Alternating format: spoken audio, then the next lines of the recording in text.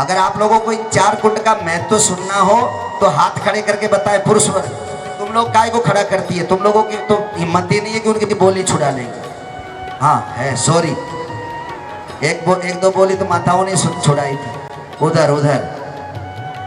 नीचे हाथ कर, 2 मिनट का काम। देखिए चंद्रकुंड पे जो बैठता है तो उसके घर में किसी प्रकार की बीमारी संबंधी जो स्थायी बीमारियां हैं उससे छुटकारा मिलता है।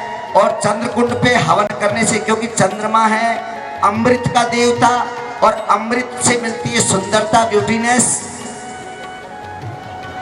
निरोगी काया तभी रहेगी जब हमारे अंदर अमृत होगा।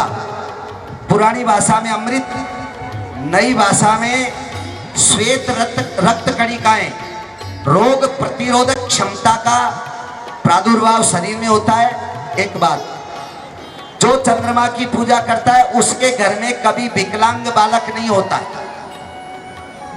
जो चंद्रमा के कुंड पे बैठ करके और हवन इत्यादि करता है, उसका सम्मान करता है, तो चंद्रमा जानते हो कौन है?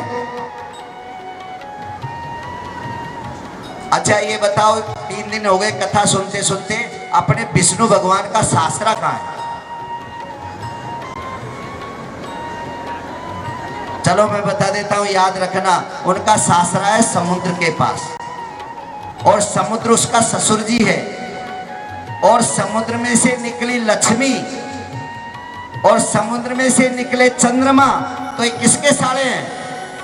भगवान विष्णु के साले हैं, लक्ष्मी जी के भाई हैं। इसलिए ऐसी कौन सी बहन है जो अपने भाई का सम्मान नहीं चाहे और भाई का बदनाम चाहे? हाथ खड़ा करना।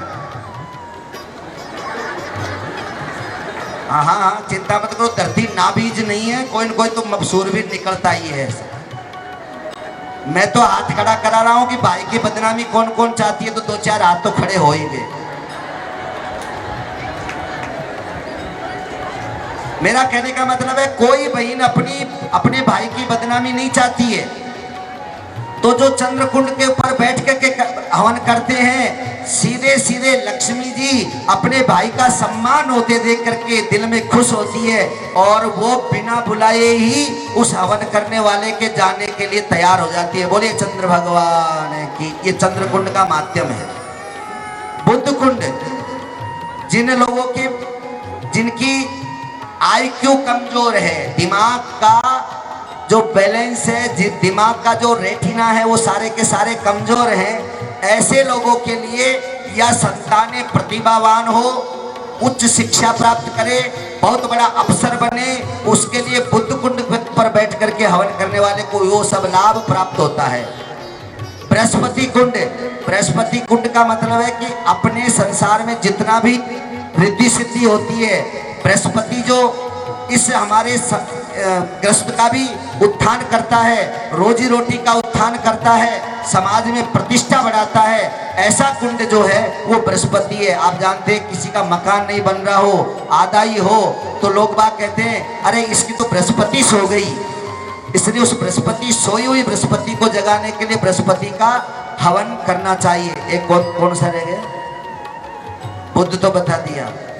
सूर्य कुंड, सूर्य कुंड की तो बात ही मत करो, क्योंकि मुझे पता है इस क्षेत्र का राजपूत समाज नहीं छोड़ने वाला सूर्य कुंड को, क्योंकि हमारे वाल्मीकि रामायण में लिखा, इक्ष्वाकु वंश प्रभाव रामो नाम जनई सतः।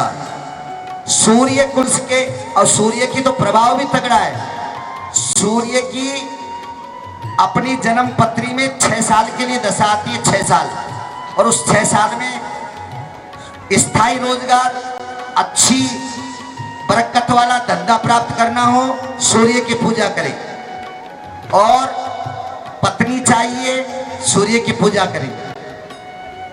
बहुत बड़ा बंगला चाहिए, सूर्य की पूजा करें। और 25 गांव में तुम्हारी पटेलाई चले, अगर ये इच्छा है तो सूर्य की पूजा करें। सूर्य में तेज होता है तो आपकी वाणी में भी तेज आएगा, आपके काम में भी तेज आएगा, वो तेज के प्रतीक हैं। बोले सूर्य भगवान की। ये 4 कुंड हैं और ये मौका है, जिनको लेना है आप लीजिए, नहीं तो ये रेल जा रही है, और अब प्लेटफार्म पे खड़े रहेंगे तो रेल जाती दिखेगी। वो आ गई।